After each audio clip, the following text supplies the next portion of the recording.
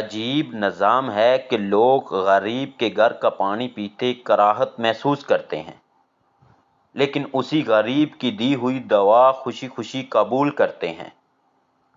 دعا وہ واحد چیز ہے جو کسی کی جانب سے بھی دی جائے کوئی منع نہیں کرتا۔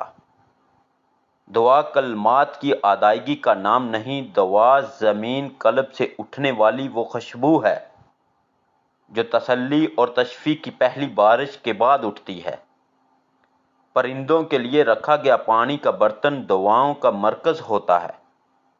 کتے کو ڈالی گئی روٹی دعا بن کر پرواز کرتی ہے۔ مصیبت زدہ کو دی گئی تسلی دعا کی شکل اختیار کرتی ہے۔ اپنے لیے دعا کرنا فطرت ہے، اپنے لیے دعا کروانا لالچ ہے، لیکن دعا لینا قسمت اور کرم ہے۔ اگر آپ کو دعا دینے والے زندہ ہیں تو آپ پر کرم کی چادر تنی ہوئی ہے۔ خدا اسے طلب کرنا بھی عبادت ہے، اور جب کوئی یہ عبادت آپ کے لیے کرے تو سمجھ جائیں کہ آپ فضل خداوندی کے زیر سایہ ہیں۔ انسان مانگ سکتا ہے، رو سکتا ہے، التجا کر سکتا ہے، حال دل سنا سکتا ہے۔ عطا کرنا مالک کی مرضی ہے۔ معروف جملہ ہے کہ خدا کی مرضی دے نہ دے، خدا کی مرضی تو فقط دینا ہی ہے۔ اس کی سرکار میں نہ کی گنجائش نہیں۔ بس یہ انسان کی اپنی کوتاہیاں اور بے وفائیاں ہیں کہ وہ عطاؤں کا اہل نہیں رہتا۔ استاد خوش ہو تو شاگرد کو نمبر زیادہ دیتا ہے کہ وہ اس کا اختیار ہے۔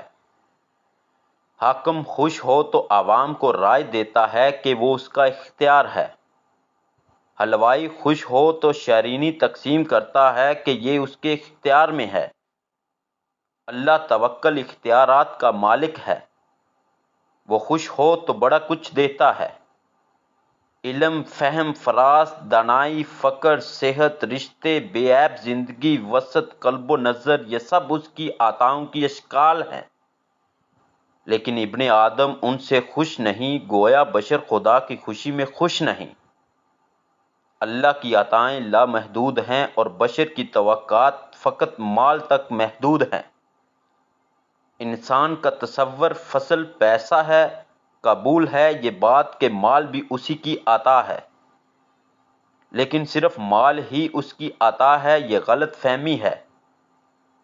دنیاوی تقاضوں کے پیش نظر پیسے بہت اہم ہیں، لیکن اتنے بھی اہم نہیں کہ دعا کا محور ہی مال ہو۔